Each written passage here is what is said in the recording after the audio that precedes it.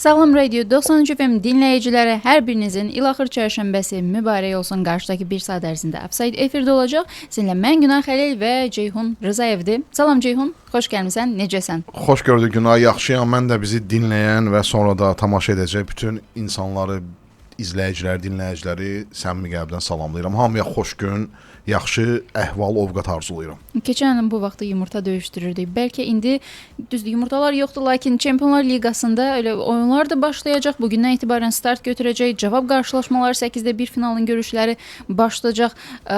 Bəlkə təxmin eləyək ki, hansı komanda Liverpool və Galatasaray və yaxud da Manchester City ya da Real Madrid komandaları arasında bir təxmin eləmək olar ki, hansı rəngli yumurta, ağ rəngli yumurta qalib gələcək, yoxsa mavi rəngli yumurta qalib gələcək, yoxsa qırmızı və yaxud da sarı, qırmızı-sarı yumurta. Galatasaray birinci oyunda Liverpoolu məğlub etməklə həqiqətən də böyük bir iş gördü.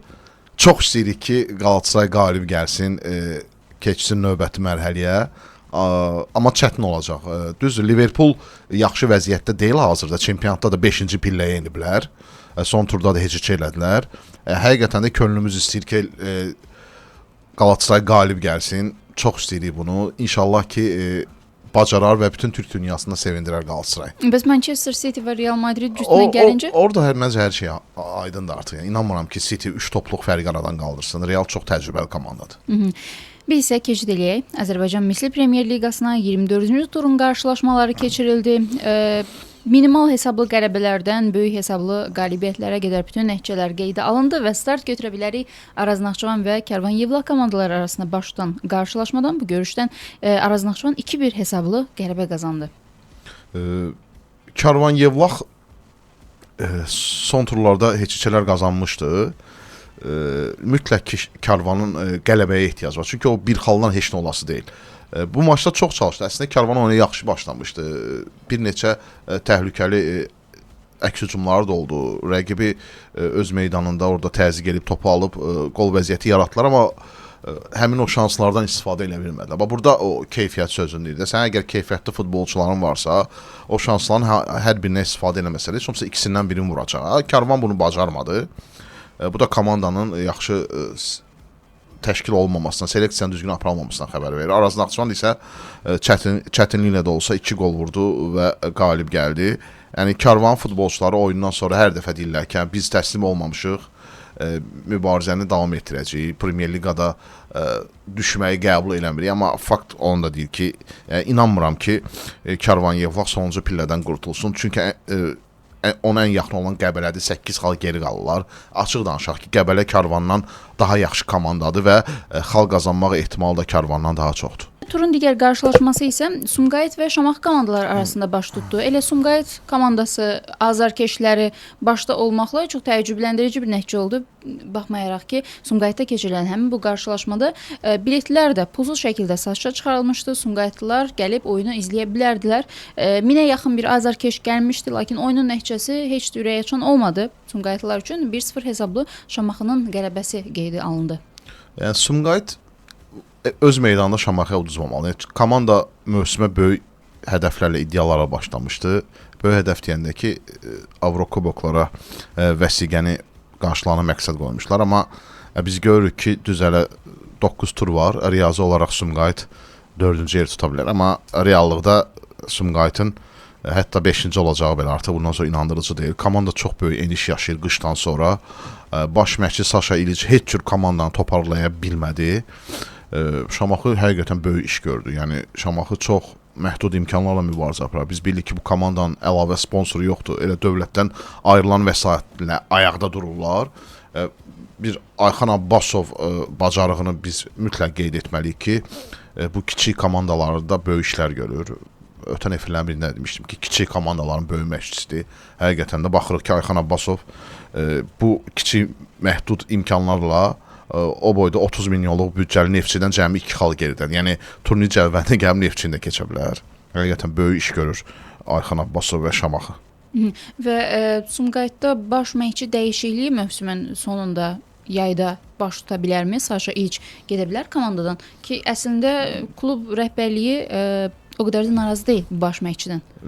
Əksinə məncə düşünürəm ki, rəhbərlik narazıdır baş məşqçidən və mən düşünürəm ki, bəli, mövsümün sonunda gedəcək. Xəbərlər bu yöndədir. Hər halda rəhbərlik onun qarşısına ilk dördlüyə düşməyi hədəf qoymuşdu və ya kubok qazanmağı. Kubokda komanda mübarizəyə dayandırdı və ilk dördə düşmək də real deyil. Bu arada bir dənə düzəliş edeyim. Şamaxın FC-dən 2 yox, 4 xal geridədir. Və ümumilikdə fikir versən Saşa İliçin karyerası ərzində baş məşqçilik elədiyi komandalarda bir uzun müddət çalışmayıb, baxmayaraq ki, futbolçu karyerasında bir çox böyük klublarda çıxış edib, lakin baş məşqçi karyerası o qədər də istədiyi kimi getmir. 1 il və yaxud da 2 il çalışır və komandalarından ayrılır. Məncə Saşa İliçi indiyə qədər müxtəlif ölkələrdə baş məşqçi kimi dəvət edən klublar, o klubların rəhbərliyi onun adını allanıblar. Hər halda fikirləşməlidirlər ki, Saşa İliçi futbolçu kimi çağırmırlar. Baş məşqçi kimi dəvət edirlər və Sumqayıtdakı biz işinə baxsaq, bilmirəm, Saşa İliçi məsələn texnik zonada kənarda belə çox narahat görünür. Sanki yuxusuzdur, gecələr yaxşı yata bilmir, bilməm nədir. Yəni hər halda bundan sonra Saşa İliçi hara dəvət edəcəklər? Həmin klublar mütləq düşünməlidirlər ki, bu insanın keçmişinə baxaq, baş məşqçi kimi işlədiyi klublara baxaq ki, heç yanda 2 mövsüm belə duruş gətirə bilmir bu insan. Və turun digər qarşılaşması İmişli və Sabah komandaları arasında baş tutdu və bu görüşdə Sabah darmadağın elədi. Artıq ikinci dəfədir ki, ardıcıl böyük hesablı qələbəsini qazanmış oldu. 5-0 hesablı bir nəticə qeydə alındı. Sabah ötən tur Qəbələyə 7-sini vurmuşdu. Bu tur İmişliyə 5-ini vurdu. O cür narahat meydanda Sabah həqiqətən möhtəşəm oynayır. Sabah gözə gəlimli, baxımlı futbol oynayır. Sabahın o rəngarəngliyi, kombinasiyaları, hücum futbolu insana zövq verir. Bəzən şəhərin mərkəzində, məsələn, Fəvvarələr meydanında çox yaxşı belə zövqlə geyinən bir insan görürsən. Məsələn, deyək ki, çox baxımlı bir qadın görürsən, gözünü ondan çəkə bilmirsən. Belə ətrinin şleyfi 20 metrdən insanı vurur. Gəlib keçir arxadan bir də onun geyiminə baxırsan, o saçlarına baxırsan, eynək taxır, ayaqqabısı başqa, çantası başqa. Sabah elə görünür, belə təmtəraqlı görünür. Və bu təmtəraq da yaraşır mı Çempionlar Liqasına? Sabah bu dəqiqə əsl çempionluq oyunu oynayır, həqiqətən. Məsələn, bu 24 turu biz analiz etsək, Sabah 24 turda lider olmağa layiqdir. Qarabağdan daha yaxşı görünür çempionatda, Misli Premyer Liqasında. Və turun digər qarşılaşması isə Zirə və Qarabağ komandaları arasında baş tutdu. 3-1 hesablı Qarabağın qələbəsi qeydə alındı bu qarşılaşmada. Bu görüş barədə fikirlərini alım, daha sonra bir maraqlı bir statistika bildirəcəm. Yəni Qarabağ açığı Avropa kitabını bağlayandan sonra köklənib çempionata fokuslanıb, yəni çempionluğu əldən vermək istəmir. Yəni son 12 ildə 11 dəfə çempion olan komandadan danışırıq. Yəni belə asanlıqla Sabaha çempionluğu verməyəcək Qarabağ. Mübarizə aparır. Həqiqətən Qarabağ güclü komandadır. Çox yaxşı futbolçular var. Camilo Duran əla çıxış edir. Montiel'i saxlamaq mümkün deyil. Cüvəllağıdır Montiel. Sağdan girir, soldan çıxır. Az qala oyunçuların rəqibin içərisindən belə keçir. Aldadır komanda rəqibləri. Qarabağ əlbəttə ki, layiqli qələbə qazandı, amma açıq danışaq ki, burada Zirənin 2 penaltisi də verilmədi. Zirəyə qarşı yəni hakim haqsızlıq oldu bu maçda. Mən demirəm ki, indi o penaltilər verilsəydi, Qarabağ bu oyunu uda bilməzdi, amma onu heç kim deyə bilməzdi. Bəlkə də Zirə o 2 penaltisi verilsəydi, yəni heç şeylə ayrıla bilərdi bu maçdan. Xarici saytlarda yenə belə bir statistika var ki, mövsümün sonuna qədər düzdür Qarabağın 10 oyunu var və həmin bu qarşılaşmalardan ancaq Zirəyə qarşı maçda Qarabağın məğlub olması gözlənilirdi və bu qarşılaşmada da məğlub olmadı və mövsümün gedişatında artıq sona qədər bütün maçlarda qalib gələcəyi təxmin olunur. Qarabağın yəni, bütün maçlarda qalib gələcəyi təxmin edilir. Bəli. Məncə Qarabağ bundan sonraki 10 oyunu qalıbda Neftçi ilə bir də təxirə salınmış oyunu var. Bundan sonra bütün oyunlarda qalib gəlsə, mən düşünürəm ki, Qarabağ çempion olacaq. Sağlam Radio 93 FM-də Offside dinləyirsiniz. Musiqi və reklam fasiləmiz olacaq. Daha sonra burada Offside-də dalğanı dəyişməyin. Kəpəz və Trontovuz komandaları arasında baş tutdu. Bu qarşılaşmada 1-1 hesablı heç-heçə qeydə alındı. Kəpəz son 2 oyunda həqiqətən yaxşı çıxış edir. Həm qazandığı nəticələr bunu deyir ki, özündən qat-qat güclü Zirə və Turantovuzdan bir xal aldı və haqqı ilə aldı. Yəni hətta bəlkə də Kəpəz bu oyunlarda qələbəyə daha çox layiq idi. Turantovuz yenə bu qeyri-sabit çıxış edir də. Görürsən 2 oyun parlaq oyun oynayır. sonra başlayır sönük oyun oynamağa. Bu oyunda da Turantovu sönük oynadı. Kəbəzin hətta bir neçə real qol vəziyyəti vardı. Qələbə də qazana bilərdi. Amma istənilən halda Turantovu üçün bir xal yaxşıdır. Nəyə görə? Zirə bu tur məğlub oldu və artıq 3-cü pillədəki Turan ən yaxın izləyicisi Zirədən 6 xal aralandı. Yəni Turan gedir Avropaya. Yəni Turan 90, hətta 95% Konferans liqasında Azərbaycanı təmsil edəcək, belə görünür. Və digər qarşılaşma isə Qəbələ və Neftçi komandaları arasında baş tutdu. 1-3 hesablı, 3-1 hesablı Neftçinin səfər qələbəsi qeydə alındı. Önəmli qələbədir Neftçi üçün, çünki Turana məğlubiyyətdən sonra artıq biz demişdik ki, Neftçinin şansları azdır Avropaya getmək üçün, amma bu qələbə və Zirənin məğlubiyyəti, Sumqayıtın məğlubiyyəti Neftçini biraz iştahlandırdı, şirinlikləndirdi. Turnir cədvəlinə baxsaq görərik ki, Neftçi 4-cü pillədəki Zirədən cəmi 5 xal geridədir və qarşıda bu iki komandanın da aralarında oyun var, şəxsi görüşləri var. Bu baxımdan Neftçi Avrokubok mübarizəsini davam etdirir. Qəbələ isə heç nə. Bəzən o qədər sadə qollar buraxır ki, birinci qola baxsaq oyuna çox yaxşı başlamışdılar. Hesabda irəli çıxdılar. Cəmi 2 dəqiqə sonra buraxdılar və çox qarşılıqdan buraxdılar. Yəni top Qəbələnin futbolçusunun kürəyinə dəyir, düşür. Qapıçı yaxşı qaytaran bir top gedir, dirəyə dəyir. Ondan sonra düşür müdafiəçinin önünə Muradın. Murad orada topu vurub uzaqlaşdırmaq əvəzinə bilməm 2-3 saniyə fikirləşmək istəyir və Samu gəlib ayağa qoyur, toru silkələyir. Yəni həqiqətən biraz bəxtsiz komandadır Qəbələ. Mən deyərdim ki, çempionatın ən bəxtsiz komandasıdır Qəbələ. Ceyhun, turun digər qarşılaşması artıq sabahdan etibarən start götürəcək 25-ci turun qarşılaşmaları. Bunlara bir nəzər salaq və daha sonra digər yerli futbolçularımızın xaricdə nə işlər gördüyü və ümumilikdə digər məsələlərə də, mövzulara da toxunacaq. 25-ci tur üzrə Misir Premyer Liqasında turun ilk qarşılaşması Şamaxı və Araz Naxçıvan komandaları arasında baş tutacaq. Bu görüşdən təxminlərin necədir? Araz Naxçıvanla son oyuna qalib gəlib Şamaxı da, amma Şamaxı bir yüksəlişdədir, o hiss olunur. Mən açığı Şamaxının bu oyunda uduzacağına inanmıram. Məncə Şamaxı ən azı bir xal götürəcək bu maçdan. Digər qarşılaşma Karvan Yevlax və Zirə komandaları arasında baş tutacaq və favorit komanda bəllidir. Zirə üçün çətin oyun olacaq, çünki meydan sünidir və biraz bərkdir Yevlaxın meydançası. Bunu hamı deyir, bütün futbolçular münasibətim, ünsiyyətdə olduğum futbolçular şikayətlənirlər. Karvan Yevlax nə vaxtsa bir qələbə qazanmalıdır. Yəni ya heç şeyləri ya da əksər oyunlar uduzur. Amma Zirəyə də mütləq qələbə lazımdır. Ağır oyun olacaq. Mən düşünürəm ki, Zirə belə çətinliklə də olsa qələbə ilə ayrılacaq Yevlaxdan. Digər qarşılaşma isə lider Sabah və Sumqayıt arasında baş tutacaq. Sumqayıt yaxşı bir seriyada deyil və qıra biləcəkmi? Çətin. Sabah bu dəqiqə yırtıcı balıq kimidir. Yəni okeanda böyük balıqlar qarşısına çıxan o kiçik balıqları udura.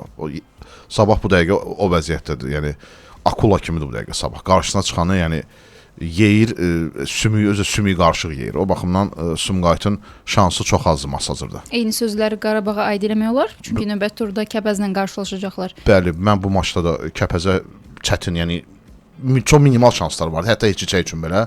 Yəni Qarabağla Sabah bundan sonra yəni rəqiblərini buraxmazlar. Və digər qarşılaşma Neftçi və İmişli komandalar arasında baş tutacaq. İmişlinin son qələbəsi Neftçi üzərində olmuşdu, xatırlayırsansa. Neftçinin meydanında və həmin oyundan sonra Samir Abbasov komandadan getmişdi. Amma indi durumlar fərqlidir. Neftçi yüksəlişdədir, daha həvəsli, daha istəkli oynayırlar, daha sürətli oynayırlar. Komandadan baxsaq, yeni məşqçinin gəlişindən sonra futbolçuların fiziki durumu da yaxşı vəziyyətdədir, səviyyədədir. İmişdə isə əksinə, İmişli enişdədir, qışa qədərki oyununu qışdan sonra göstərə bilmir. Çox enişdədir. Komanda sadəcə müdafiə olunmaqla kifayətlənir və heyətdə də zədəli futbolçular var. Heyətin də geniş olmadığını nəzərə alsaq, İmişli üçün bu çox böyük mənfi haldır və İmişlinin açığı bu maçdan xalla ayrılacağını düşünmürəm. Neftçi qələbəyə daha yaxın görünür. Bir sual da ortaya çıxır. Yaxşı, İmişli düz Neftçini məğlub eləyib, eyni zamanda Sabahı da məğlub eləyib. Necə bacarıb ki, bu çempionatın lider olan komandasını İmişli məğlubiyyətə uğradıb? Mən o maçda Sabah İmişli maçında stadiondan baxmışdım Masazırdan. 3-cü turuydu, amma Sabahın Qarabağın oyunu təxirə salındığı üçün bir Sabahın mövsümdə çempionatda ikinci oyunuydu. Hələ yeni transferlər gəlməmişdilər, Simic gəlməmişdi, Maluda yox idi, Puxaç bilməm var idi, olsa belə hələ yeni idi, komanda uyğunlaşmamışdı. Belə deyim, o 3-cü turda İmişliyə uduzan Sabah indiki Sabah deyil. O elə bir ki keçmişdə qalan Sabahdır. Yayda konferans liqasında mübarizə aparan Sabah idi. Amma bu Sabah fərqlidir. Aldadıcı bir treyler göstərmişdilər orada. Bəli, yəni bu Sabah fərqlidir və bu Sabah belə deyim, 3-cü turda İmişliyə uduzan Sabahdan 3 baş güclüdür. Və turun digər qarşılaşması son matçı isə Turantovuz və Qəbələ komandaları arasında başlayacaq. Bu görüşdən qalib gələcək komandanı təxmin etmək mümkündür? Ağır oyun olacaq hər iki komanda üçün. Qəbələ də 11-ci pillədən qurtulmaq üçün, yəni çünki 11-ci pilləni bitirsələr play-offda oynayacaqlar. Bir bu təhlükə var, Kəpəzə çatmaqsa. Bir də hələ bilmək olmazsa Karvan 8 xal geridədir. O baxımdan Qəbələyə də mütləq xal və ya xallar lazımdır. Amma bu maçın mən düşünürəm ki, heç-heçə bitmək ehtimalı yüksəkdir. Və ümumilikdə Misir Premyer Liqasında çıxış edən futbolçularla davam eləyəcək. Bu həftə ərzində və ötən həftələrdə də gündəmdə olan bir məsələ var idi. Camilo Duran Kolumbiya milli komandasına dəvət alıb. Bunu nöqtə olaraq artıq yayımlamışdıq. Lakin daha sonra bu geride qoyduğumuz həftədə isə bir sual yarandı. Camilo Duran həqiqətənmi Kolumbiya milli komandasına dəvət alıb və sosial şəbəkələrdə bu diqqət çəkdi. Qarabağ klubu Duran ilə bağlı paylaşımları silib. Mən komanda rəsmisi Anar bəyin açıqlamasını oxudum ki, Kolumbiya Federasiyası rəsmi olaraq bunu açıqlamadığı üçün onlar paylaşımı siliblər ki, rəsmi açıqlansın, sonra da biz açıqlayaq. Belə deyək də, futbolda belədir. Hər ölkənin milli komandasının heyəti açıqlamamışdan əvvəl artıq kimin çağrılacağı bəllidir. Çünki xaricdə oynayan klublara mail göndərilir ki, əvvəllər faks edin, mail göndərirlər ki, bəs filan tarixdə bizim futbolçu gələcək. Futbolçu da artıq bilir. Bu baxımdan Qarabağ Duranın milliyə çağrılacağını öncədən bilirdi. Bunu yaydılar. Daha sonra başa düşdülər ki, o biraz düz deyil. Çünki hələ rəsmi olaraq Kolumbiya Futbol Federasiyası milli heyətini açıqlamayıb. Ona görə o paylaşımı silmişdilər. Amma Duran millidədir və qarşıdakı iki yoldaşlıq oyununda milli heyətində 24-lükdə yer alacaq. Təxmin eləsək, müqayisə eləsək, məsələn, Azərbaycan milli komandasında təzəvvür ki, bir klub əvvəlcədən artıq futbolçuların hansı futbolçuların dəvət aldığını əvvəlcədən açıqlayıb, ailəmə qarmaşa düşərdi, qarışıqlıq düşərdi. Yaxşı, onda bir dənə istəyirsən mən bəzi Turantovuzdan çoxdandır milliyə futbol çağırılmır, ya çağırılanda ad çağırılır. Biraz problem də vardı ki, Turantovuzdan milliyə niyə Ayxan Abbasov çağırır? Çağırmır. Bu dəfə ikisini çağıracaq. Açıqlayıram burada ekskluziv olaraq. Ayxan Hüseynov və Rəhimlə Ayxan bu dəfə milliyə çağırılacaqlar. Milli komandamızın FIFA seriyası ilə milli komandamıza keçid eləyə bilər 2026 çərçivəsində Saint Lucia ilə oyunları keçiriləcək və orada bəzi futbolçuların əksinə dəvət olunmayacağı da gözlənilir. Nərmanla Mahir çağırılmayacaq. Nəyə görə? Nərman yeni gedib öz klubunda möhkəmlənməlidir. Mahir də zədədən sonra qayıtdı. Kaiserslauternda sevindirici aldı ki, son 10 dəqiqədə meydana çıxdı, gol vurdu və qəşəng qol vurdu. Əsl hücumçu qol idi. Yəni biri var, belə havayı qol, qapının ağzına yanırsan, səni ötürürlər, ayağa qoysan girir. Bir də var, topu götürdü cərmə meydançasında, biraz da belə künc tərəfdə idi. Oradan sağ ayağı ilə qəşəng qol vurdu.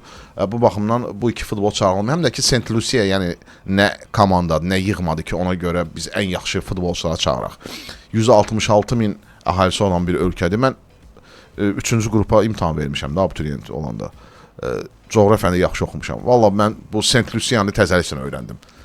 Milli komandamıza rəqib olunursa, mən bilmirdim ki, dünyada belə bir ölkə mövcuddur. 166 min əhalisi olan bir adada, kiçik ada. Bəlkə də başqa bir rəqib də seçmək olardı. Düzdür, FIFA seriyası. Əslində bu seriyanı çox bəyənirəm mən, çünki ölkəyə Azərbaycana... Bunu FIFA Azərbaycana... seçir, biz seçmirik. FIFA seçir. Yenə də bəyənirəm, sadəcə başqa bir komandalar da gələ bilərdilər. Aşağıdır da, Günay. Biz ikinci yüzlükdə.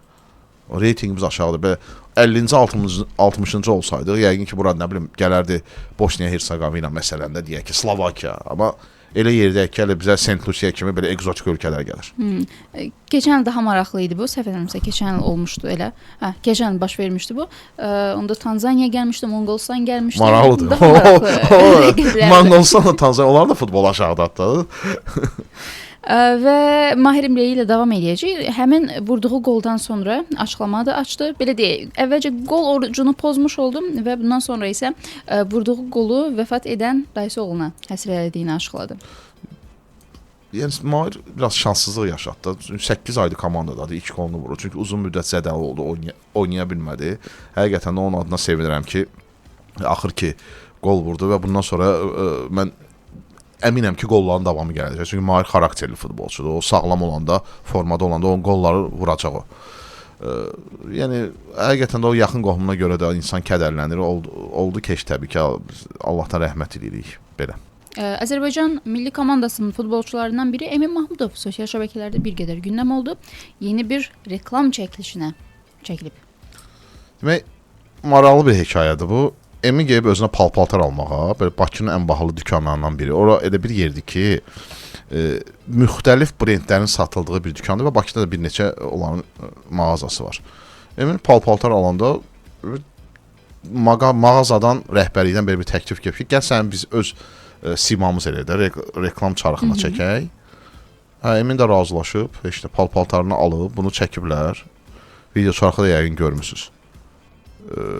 Heç nə. Emin də əvəzində elə bir pul veriblər. Mən amma düşünürəm ki, biraz daha çox ala bilərdi Emin. Nə qədər? 15.000 manat alıb Emin. Bir reklam çarxı üçün? Hə, bir reklam. Mən amma düşünürəm ki, 15.000 Emin üçün azdır. Çünki Azərbaycan məsələn bir teleaparıcı var. Yoğurt reklamına çəkib o 20.000 manat almışdı bir neçə il əvvəl. Yəni Emin Mahmudov kimi insan, yəni bugün müasir Azərbaycan futbolunun ən yaxşı futbolçusudur. Millidə ən çox qol vuran futbolçudan danışırıq. Bu yaxınlarda Elvin Cəfərquliyev də çəkilmişdi. Elvin avtomobili reklamını çəkilmişdi. Bəs onda o nə qədər əldə eləmişdi? O bilməm nə qədər alıb. Bilməm nə qədər alıb. Rekordu qırmaz? Mən düşünürəm ki, Elvin Emindən daha çox aldı. Yəni 15.000-ə mən o statusda futbolçu olsam, çəkinmərəm. Eminin də yerində olsam, Elvinin də bir heç olmasa 50.000 tələb eləyərəm. Amma bir şey də var ki, yəni bir real danışaq da. Emin onsuz da gedib oradan öz cibinin pulu ilə paltarı alırdı. Və belə bir təklif gəldi. Emin üçün də göydən düşmə oldu da. Pulu cibində qalır, paltara pul vermir, üstəlik 15.000 manata pul alır. Bəlkə 15.000 manat üstəgəl həmin o mağaza şəbəkəsindən bir hədiyyə kartı verilib ki, ürəyin istəyəndə gəl qapımız üzünə açıqdır və istədiyin qədər alış-veriş elə. Bəlkə də indi tam o qədər təfərrüatını bilmirəm, amma məncə geyim reklamına məsələn Emin boyda insan çəkilməsi də Azərbaycan üçün yaxşı. Nəyə görə? Məsələn, adətən bizdə nədir? Bu geyimlərə, reklamlara belə 1.90 boyunda, çox arıq, belə uzun model tipli kişilər, oğlanlar çəkilirdi. Amma biz Balkan ölkəsi deyilik. Yəni Xorvatiya, Serbiya deyilik ki, bizdə 1.80-dən yuxarı əhalinin yarısı olsun. Yox, bizdə əksər məsələn kişilərin boyuna var 1.70-dir, 1.75-dir. Bizdə 1.80-dən yuxarı nə qədər insan var? Yəni faiz etibarilə azdır da. O baxımdan elə Azərbaycan üçün deyək ki, hündürboy futbolçudansa, Emin tipində bəstəboy, ortaboy futbolçunun geyim reklamına çəkilməsi daha yaxşıdır. Bu geyim məsələsində daha çox AFFA yaxşıdır. Milli komandanın futbolçularını çox gözəl geyindirir və çəkilişlərini də eləyir. Məsələn, geyim mağazaları AFFA-nın paylaşımlarına baxaraq futbolçular seçə bilər ki, hansıları dəvət etmək olar. Bir də Qarabağ klubunda Çempionlar Liqasında oyundan öncə stadiona daxil olanda, stadionu gəzişəndə futbolçular əllərində də reklam etdikləri hər hansı bir mayeni götürürdülər və gəzişirdilər və həmin görüntü ilə stillə çox yaxşı bir görüntü ortaya çıxırdı. Eynən. Və buradan bir İspaniyaya yollanmaq istəyərdik. Real Madrid Elçəni 4-1 hesabı ilə məğlubiyyətə uğratdı və həmin o məğlubiyyətin fonunda bir çox maraqlı qollara imza atıldı və Arda Güler xüsusilə dünya mediasında, Azərbaycanda da, Türkiyədə də hər bir yerdə gündəmdə oldu. Futbol ictimaiyyətində 70 metrdən qol vurub meydanın digər tərəfindən SofaScore bir paylaşım etmişdi ki, Arda Güler'in qolunu göstərməyə çalışmışdılar öz applicationlarında, tətbiqlərində, lakin göstərə bilməmişlər. Çünki onlarda ancaq mərkəz xəttinə qədərdir. Digər tərəfdən məsafə göstərilmir. Həqiqətən çox heyrətamiz bir qol idi. Başını qaldırdı, gördü, qapıçı ilə əllədi, vurdu. Zaten Arda yəni səviyyəli futbolçudur, onu bilirik. Fenerbahçe'də oynayanda da o texnikası ilə, qapıya zərbələri ilə, ötürmələri ilə tanınan bir futbolçuydu. Real Madriddə artıq 3-cü mövsümdə səhv eləmirəmsə və artıq mövsümdən mövsümə artırır. Hətta vurduğu qola biz baxdıqda baş məşqçinin, Arbelo'nun reaksiyası, stadionda hamı belə gözləri bərəlmişdi tamaşaçıların. Bu cür qollar ildə nə qədər vurulur ki? Bir dənə, iki dənə bütün dünyada. Həqiqətən də çox nadir sayılıb seçilən qollardandır və yəqin ki, ilin qolu olacaq sonda. Ola bilər, yəni ən azından namizəd olacaq. Mən dəqiq xatırlamıram hansı oyunda, lakin Arda Gülərin belə qolları ilk dəfə deyil, daha öncə də bu formada uzaq məsafədən qollar vurmuşdu. Hətta Real Madridə ilk gəldiyi vaxtlarda da sınayırdı bu qolları, uzaqdan bir dəfə yoxladı. Ona güldülər hətta və əslində indi də gülənlər vardı ki, qapıçı qarşıya çıxmışdı və həmin qolu atmaqda nə var idi, qol vurmaqda nə var idi. Bizdə də xatırlayırsansa Emin Mahmudov bir neçə il əvvəl İsveç millisinə Bakıda belə bir qol vurmuşdu, amma düzdür o 70 metr deyildi, meydanın mərkəzindən idi. Sonra Ülvi İskəndərli zirəyə vurmuşdu, təxminən 50 metrdən Qəbələdə. Bu tip, yəni bizdə də qollar olub. Lakin bu qollar yəni təsadüf nəticəsində olmur. Yox, əlbəttə ki, sən o bacarıqdır, xüsusi istedadda bağlı. Yəni hər futbolçu o məsafədən ürək eləməz qapıya vurmağı. Ancaq özünə inanan futbolçu bunu edir. Və bu gecədən verilişimizin əvvəlində də qeyd etdiyimiz kimi Çempionlar Liqasında 8-də 1 final maçının cavab qarşılaşmaları keçiriləcək. Həmin görüşlərə bir qədər nəzər salmaq istəyərdik. Günün qarşılaşması ilk görüşü 21:45-də başlayacaq Bakı vaxtı ilə yeganə qarşılaşma Sporting və Bodo Glimt komandaları arasında başlayacaq. Bu qarşılaşmada Bodo Glimt Norveç təmsilçisi ilk oyunda 3-0 hesablı qələbə qazanıb və Portuqaliyada bu dəfə fərqli bir nəticə qeydə alına bilərmi? Bodo Glimt ümumiyyətlə bu mövsüm dünya futbolunun sensasiyasıdır. Yəni göstərilən nəticələrlə mən məsələn Bodo Glimtin Manchester City ilə baxmışdım oyunlarına, Norveçdəki oyunlarına. Bodo Glimtin ev oyunları elə bir ki başqa klublar üçün sanki bir nağıllar aləminə düşürlər. Niyə görə? Çox fərqli bir coğrafi mövqeyi var. Orada ab-hava, atmosfer başqadır. Məsələn, Norveçin paytaxtından həmin o qəsəbəyə səhv eləmirəmsə 8 saat mı nə qədər uzaq məsafədir. Və oranın iqlimi də başqadır, çox soyuqdur, meydan fərqlidir, süni örtüydür. Orada rəqiblər o meydanı öyrəşə bilmirlər, sürüşürlər. O baxımdan Bodo Glimtin ev oyunlarındakı bu nəticələr mənim üçün artıq təəccüblü deyil. Amma səfər oyununda nə olacaq? Sporting də elə belə komanda deyil. 3 top fərq ciddi fərqdir. Bunu aradan qaldırmaq olarmı? Çətin olar. Bodo Glimt mərhələyə daha yaxın görünür. Manchester City Real barədə verilişimizin əvvəlində qeyd etdik, danışdıq və digər qarşılaşma Chelsea və PSG komandalar arasında başlayacaq. İlk qarşılaşmada PSG-nin 5-2 hesablı qələbəsi var. Yəni PSG öz titulunu qorumaqda yəqin ki qərarlıdır. Qərarlıdır və 3 topluq fərqi əritməyə inanmıram. Yəni real görünmür. Chelsea çalışacaq, amma inanmıram PSG bu üstünlüyü əldən versin. Yəni PSG də növbəti mərhələyə yaxın görünür. Digər qarşılaşma Arsenal və Bayer Leverkusen arasında başlayacaq. Baxmayaraq ki Arsenal cari mövsümün ən top komandalarından biri hesab olunur. Almaniyada cəmi 1-1 hesablı heç qeydə alınır. Mən Arsenalı ümumiyyətlə bu Çempionlar Liqasının bu mövsümün favoritlərindən biri görürəm. Mən düşünürəm ki Arsenal keçəcək Bayer Leverkusen. Digər qarşılaşma isə Barcelona və Newcastle komandaları arasında baş tutdu. Bu qarşılaşmada da 1-1 hesablı heç qeydə alınmışdı. O oyuna mən baxdım təxminən bir hissə. Həqiqətən Barcelona çox çətinlik çəkirdi. Çünki Newcastle Qarabağda keçmişdi. Artıq ona görə bu komandaya qarşı bir rəğbətim var idi. Baxdım ki, həqiqətən də çətindir. Barcelona belə İngiltərə Premyer Liqası, İngiltərə təmsilçisi ilə sürətdə ayaqlaşa bilmirdi. Yəni İngilislərin o temp verəndə onlarla ayaqlaşmaq, onlara çatmaq çox çətindir. Amma mən düşünürəm ki, İspaniyada, Kataloniyada Barcelona mərhələni keçəcək. Yəni Newcastle qalib gələcək. Liverpool Galatasaray barədə verilişimizin əvvəlində qeyd elədi və Tottenham Atletico Madrid komandaları arasında başlayacaq qarşılaşma. Atletico Madrid ilk görüşdə 5-2 hesabı ilə Tottenhamı məğlubiyyətə uğradı. Məncə burada da hər şey aydındır. Tottenham yaxşı vəziyyətdə deyil və Atletico bu üstünlüyün ərinməsinə imkan verməz. Və sonuncu qarşılaşma isə Bavariya və Atalanta komandaları arasında başlayacaq. Burada da böyük hesablı məğlubiyyət 6-1. Bəli, Bavariya ilə ilk oyunda bütün taleyini həll etmişdi. Yəni Atalanta artıq formal xarakterdə Atalanta üçün cavab oyunu. Çempionlar Liqasında favorit komandalarından, finala çıxacaq komandalardan hansını gözləyirsən?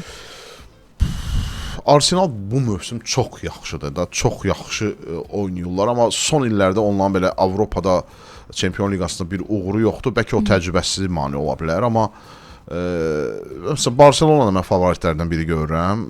PSG də son mövsüm yaxşı çıxış elədi, Çempionlar Liqasının qalibi oldu. Əslində bir neçə favorit var, Arsenal, PSG və Barcelona deyərdim mən. Və bu qədər bizlik bugünlük, bu qədər Ceyhun, təşəkkürlər. Sənin dinləyicilərimizin bayramı mübarək olsun. Əksər yerlərdə ilaxır çərşənbənin əsas bayram kimi qeyd eləyirlər. 20-21-də isə deyəsən Bakılıların əsas bayramıdır. Paytaxtda. Hə, Bakıda daha çox ayın 20-si axşam olur. Hər bir dinləyicimizin bayramı mübarək olsun. Bir saat ərzində Ofsayt dinlədi sizinlə. Sağollaşıram sabaha qədər. Özünüzdən müğayət olun.